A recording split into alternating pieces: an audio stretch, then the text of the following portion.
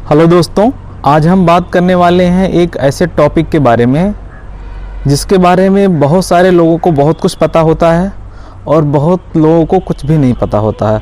और बहुत सारे लोग ऐसे होते हैं जिनको आधी जानकारी पता रहती है।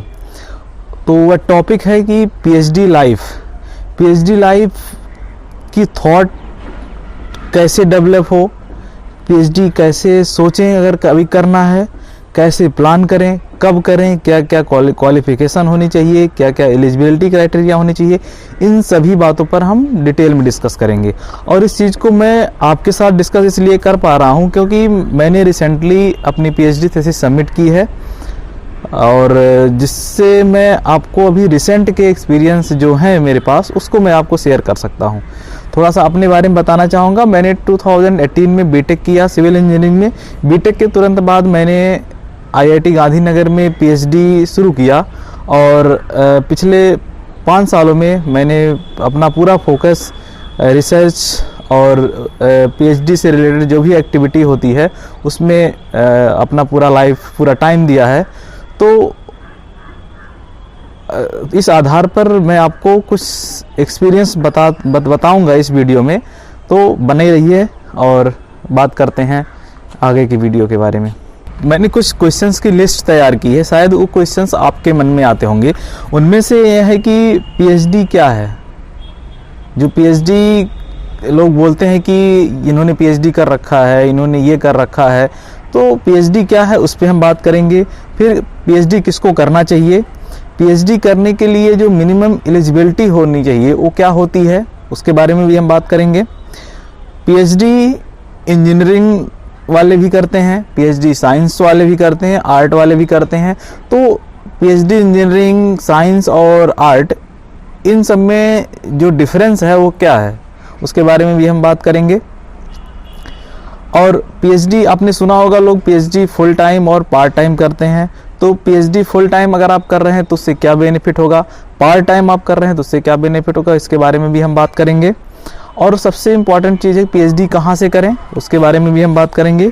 और नेक्स्ट चीज़ आती है कि आपके मन में क्वेश्चंस आते होंगे कि पीएचडी जो एस्पिरेंट हैं उनका बैकग्राउंड कैसा होना चाहिए, किस टाइप के बच्चों का जो बैकग्राउंड की अगर हम बात करें तो एजुकेशनल बैकग्राउंड या फिर उनका फैमिली बैकग्राउंड में, चाहे आप फाइनेंशियल बैकग्राउंड की बात करें या फिर और भी किसी चीज़ों की, उससे रिलेटेड चीज़ों की बात करें, तो उन सब पे भी हम बात करेंगे। नेक्स्ट आता है कि पीएचडी में हम टाइम पास कर सकते हैं, इस पे भी मैं कुछ अपना एक्सपीरियंस शेयर करूंगा आपको।